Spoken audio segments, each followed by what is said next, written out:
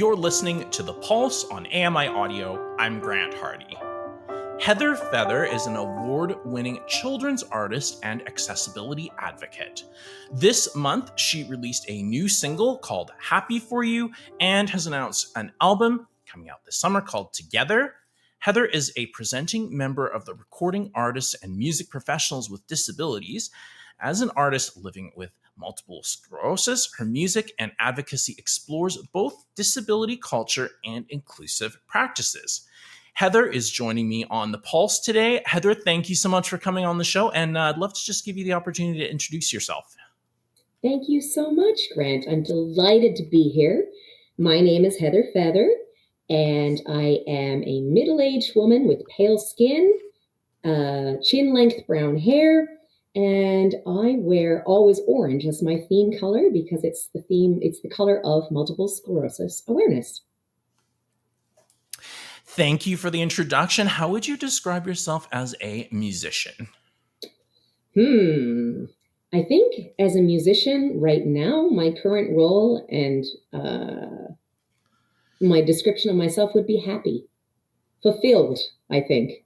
I write children's music, but I have a background in the classical realm, and I have a PhD in music. I taught at McGill University, music theory for a few years while I was finishing up the PhD, and I came to children's music later. And I have to say, it is the most rewarding type of music that you could ever write, you could ever perform. Children are just full of joy and wonder, and you can make a difference right from day one when you work with children. They're just so receptive, and they don't see our differences. Yeah, it's such a fascinating concept that when it comes to inclusion and accessibility, disability, children are like starting from a blank slate. I feel like most of the inhibitions that people develop are taught by adults rather than come naturally. Children are very open naturally. So I'm just curious to know from your perspective, can you talk a little bit more about that power of children's music? Like, how can we use music to help influence children with those values, virtues of inclusion and accessibility? Oh, that's such a good question, and it's so rich. There's so many directions to take that. So I think the shortest way to summarize it is to start with psychology experiments. So children who participate in music, children who are exposed to music, tend to be, they do well in school with other markers, but it's because they're engaged in the music. They are absorbing, and they don't even know that they're learning. So when you put a lesson or a moral, or you simply have a question or a conversation opener, like I do in some of my stories, to spark discussion about inclusion, when it's in a song, they definitely get it, I think, maybe twice as well. I think the retention is much better. And because it's fun, they want to listen to it, they want to understand it. And the music sometimes creates any inhibition is kind of just forgotten when there's a fun tune underneath it. And everybody can make music in their own way. And so they are already being inclusive in the way that they are learning about inclusion. So it's fantastic to learn about it through music. Yeah, definitely good opportunity to try different things through songs too. You can have happy songs or sad songs. You know, they're always those songs you can come back to as your favorite. So, like you said, you don't even necessarily realize or consider it a chore of learning, being educated in the same way as if you were reading something or being told by your parent to do something. So I think that's definitely where the magic lies with kids' music. And your brand of music play on the word indie. I believe it's called Kindy. Is that correct? Can you talk about your brand of children's music? Kindy is a word that we use for kids plus indie. And so some of us call ourselves children's musicians, but those of us who try to write truly independent music for children and their adults to try to get parents to interact kind of all generations inclusively, do call ourselves kindie artists. That tends to be the moniker we go by. And how would you describe your music? It's sort of uh, a little bit nostalgic, right? Like kind of sort of 50s or 60s pop motifs or charm in your music. How would you sort of describe your musical style? That's a really good observation, and no one has ever asked me that before. So good ears. Um, so being classically trained, you spend a lot of time learning about melody and harmony and what makes music from a certain era sound like it's part of that era. So Mhm. because I want to include all generations, I make something that in some way is fresh, but harkens back to an older era, so it's going to hit the parents and get their nostalgia, or the grandparents Mm. and hit their sense of nostalgia. So everybody's going to listen together and take something out of it. And yeah, it's that's exactly what I'm doing. So I make sure that I cover a number of different styles when I'm dealing with the same topic and music from a number of different eras. Jazz tends to be interwoven through there. That's one of my backgrounds. I studied jazz arranging with one of Ella Fitzgerald's touring trombonists. I was very lucky to do so when I was doing my undergraduate. And Oh, that's so really you're going to hear a cool. lot of swing in there, and then everything, yes, from the 30s right up to what was written yesterday. And it's kind of all interspersed to make sure there's something for everyone. Interesting. Yeah, because I don't think you definitely can't take it for granted that there's going to be a full like instrumental accompaniment along with especially children's songs these days. And you have quite a lot, quite a diversity in the instruments that are included in the music as well. Well, instruments evoke and timbre, like the timbre of my voice when I'm answering you, it evokes a feeling in you just through sound. And so when we use different timbres in our music as a composer, that brings out different emotions in children or in adults that you don't even realize are being evoked, which can help tie the message to the sound. And it's another way of reinforcing the type of inclusivity that I'm trying to share. So, Together is going to be released this summer, your new album. And one of the singles that you can check out right now from that album is called Happy for You. Can you describe the song and what message you're trying to convey? Oh, Happy for You is probably the happiest sounding song on the album. Sounds a little bit like the Monkees theme song. Um, and it's got this singable sing along chorus that's like straight out of their oeuvre, right? Um, Hmm. and for me, it's got that kind of four on the floor beat. Little kids will start bouncing to it. It's that perfect kind of developmental milestone age, starting at 2 years old. The message in Happy for You is that we don't always win in life. And sometimes, there can only be one winner. Sometimes in luck, especially if you have experienced, chronic pain. If you are a member of the disability community, you feel sometimes a little bit of an outsider. And sometimes you might feel like, well, luck wasn't on your side, although we can all feel like this, right? So Hmm. when things aren't going your way, and they do happen to go the way of your friend, and your friend is celebrating a win, the best thing you can do as a friend is to celebrate your friend's win. Because, as the chorus says, I'm happy for you. I'm happy for you in all that you do. I'm happy for you. And when I'm kind to my friend, it makes me happier too. That truly, when we celebrate together and we are together, then we're at our best. Yeah, and the message of the song isn't even just telling people they must be happy so Cool. much as actually telling people that some of the truest joy and happiness you can feel is sometimes overlooked, which is being happy for your friends and your community rather than just sort of this individualist uh, culture that we're sort of oftentimes brought up in. And I think it's very it is very true in real life that those happy moments are actually just celebrating with our friends. Is that a fair representation of the message of the song? 100%. And that further to that, you've got it, that happiness is a choice. You have to choose to be happy. And happiness in life is something that we find in our simplest moments. So it's not only celebrating our friends. In the song Fill Your Bucket, that's the second song on the album, we can choose to be happy in any situation. It's the idea of you can do something that might hurt me, but I can choose to not let myself be hurt. So this album is also about choices, choices of being inclusive, choices of being happy, choices of celebrating others.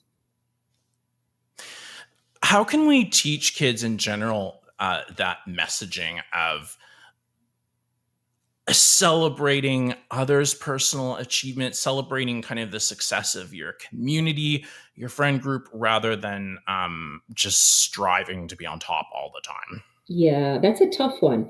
So, I mean, we went through a period of history. I know when I was younger, there was only one winner. And if you didn't Mhm. win, well, it was you get what you get, but you don't get upset. That's what was sung to you. Mm. And then we went through a period of history where everybody got a participation ribbon, right? And so now Mhm. we kind of be swinging back the other way. So that's why I think this message is very important. Teaching children this is very, very easy. This song goes with Fill Your Bucket, the idea that I can choose to be happy every day by doing something that makes me happy.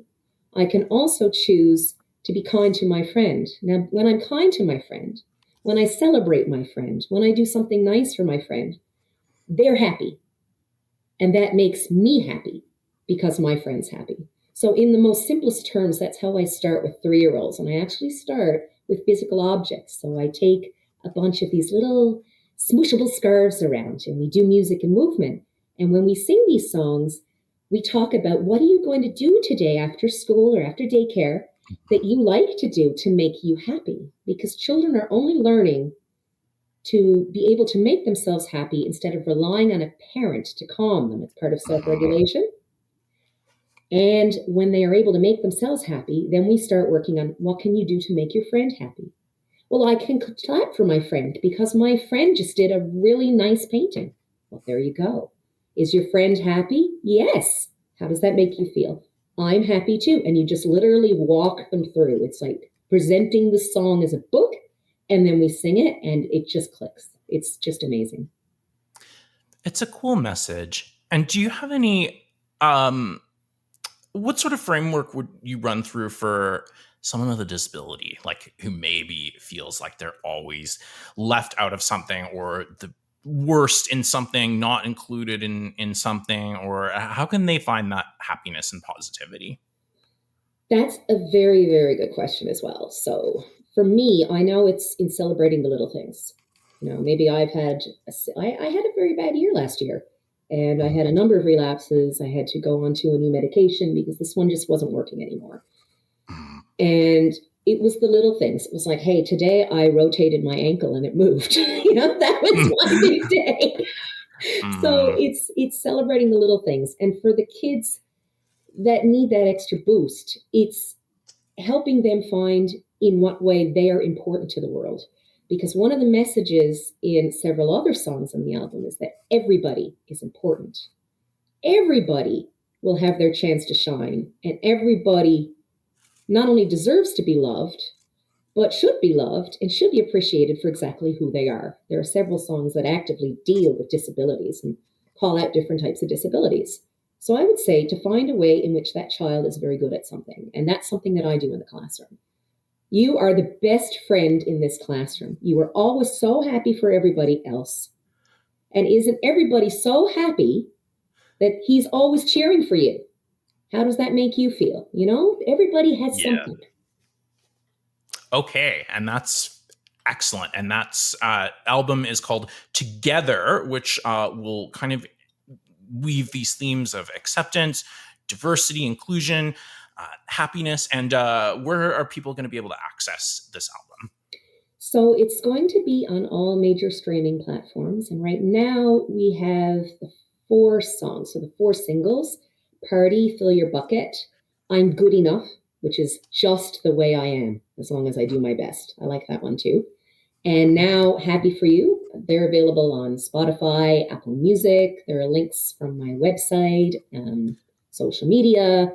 You can just look up Heather Feather or Heather Feather Children on Perfect. YouTube. Do you? I want to move on to your music advocacy, but before we do that, I'm just curious. You mentioned, taking music to the classroom. Is this something that you've done regularly, and what impact have you seen about performing music in front of kids?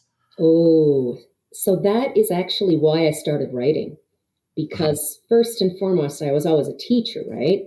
So mhm. in teaching, I decided to start doing children's music, and I was immediately hired to do curriculum design for several preschools and daycares in the Montreal area. And so everybody has their own unique needs. Every program is following its own schedule, and every child in every room has their own needs. They have their own way that they shine, and every child deserves music that brings out the best in them. And that's actually what inspires all of my music. Every single thing that I write is inspired by a classroom situation. It's inspired by a child who could use a specific message at a hard time in their life. And they've all been done with the children first and vetted for before I record them. All right, so let's talk about the recording artists and music professionals with disabilities. We called this Ramped. And can you talk about the organization and your role? So Ranch was started a few years ago by recording artist Lachi. She's absolutely amazing.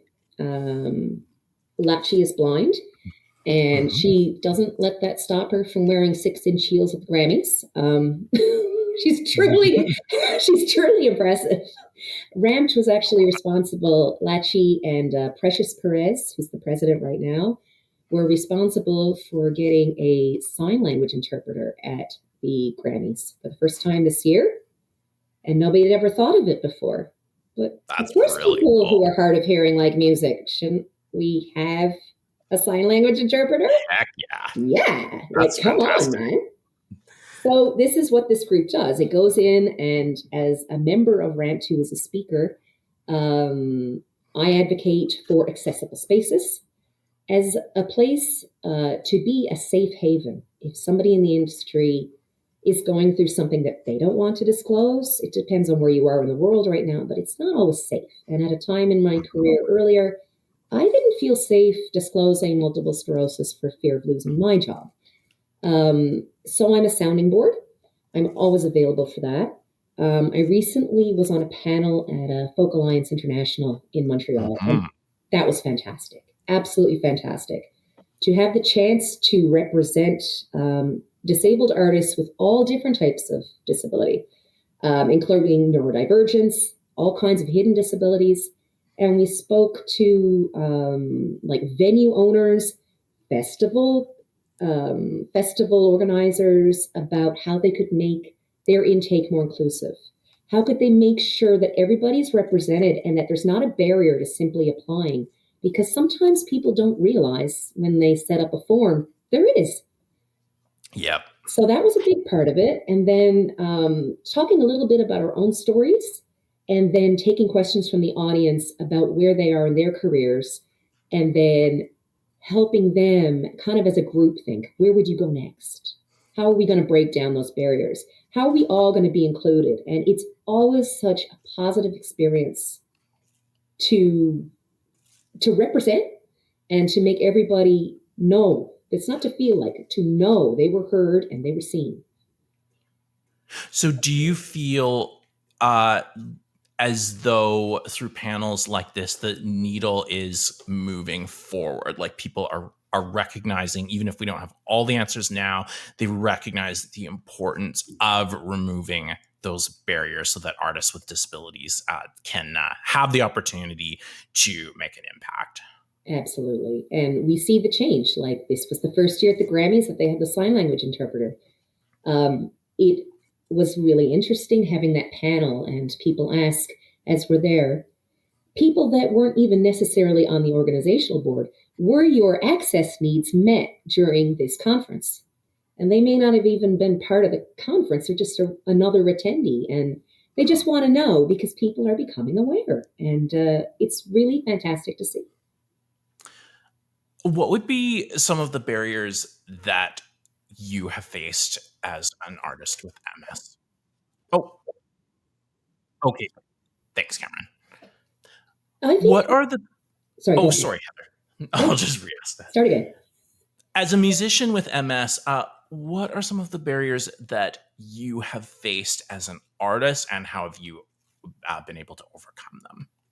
That is a good question. I think that being open about the MS and open about any disability allows for someone to assume. And when you assume about somebody else's capability, somebody else's ability, somebody else's momentum, somebody anything about anyone else, all you have to do is ask. And people don't think to ask. So I know for me, I've had people assume that I can't go on tour or assume that, well, that much travel would be too hard because of fatigue, Mhm. or assume that, well, what happens if she's sick? We may not, if she's using her walker, will you be able to get on the stage? And the answer that I give to industry professionals and that my friends also give, especially at Focal Lines International, ask the artist. And when people ask, I can guarantee I'll be able to do that. Here are the types of things that I can do to deliver a super performance, no matter what goes wrong with my body that day, or if I wake up in the morning and certain body parts aren't going to kind of like answer the robot call. So Mm, when you are a disabled artist, you have plan upon plan upon plan, right? As you do just living as someone with a disability. If something happens, then how do I cope? How do I get through? How do I compensate? And so we know our bodies, we know our illnesses. Just ask us. oh, heck yeah. I mean, people with disabilities are natural problem solvers. It's not like we push button A and if it doesn't work, then we just give up. We usually have a ton of backup plans and personal strength and resources to take advantage of. And that is super important for people to keep in mind.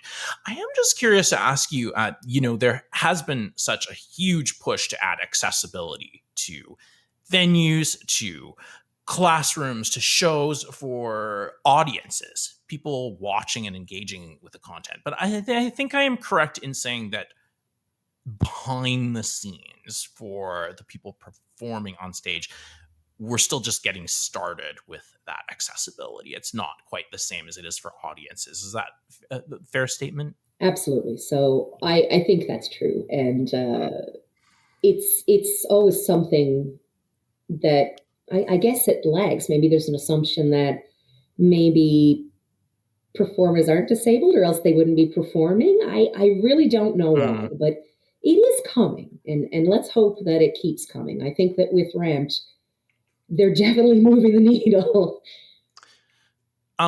What's next for you in terms of music, or maybe some of your advocacy work that you're doing? I know you've got your album coming out this summer, but I guess just looking ahead to the future. Wow. So looking ahead, I'm really excited to take this album actually as a show on the road.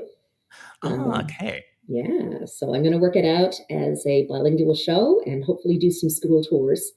I feel most at home when the songs are being used to educate and we are 100% just having a great time. And so it's the best of both worlds, and we're spreading the message of inclusion and love and acceptance, and we're bringing it out and we're all celebrating it together. So that's what's next on my agenda, and I can't wait. Anything else you'd like to share with our audience before we let you go today? I would like the audience, no matter how you feel about yourself, to always remember some of the really interesting titles in the album. I'm good enough. I'm good enough just the way I am. If I do my best every day, I'm good enough just the way I am. I just got to believe in me. I'm good enough. Don't let ever anybody ever tell you otherwise. Although I think that if you're watching this show, you don't. You're you're already pretty sure of yourself and you know that you've got stuff to offer. So just keep up the great work and find something positive in your life every single day, and let's work together to raise vibrations on disability advocacy and this we can attitude. Yeah, I think regardless of where we are, I think a lot of us really could remember that and use the confidence. I definitely could. I am not a great advocate all the time for myself. Still, really working on that as part of my journey, and so I really appreciate you giving us that reminder. And absolutely, not everybody is here yet. So let's keep working towards it. So good luck with your album release coming up this summer and your upcoming tour. And thank you so much for joining us on The Pulse. Thank you so much for having me. And it also, I'm still working on it too. All right. Take care. Thank you so much. Thank you.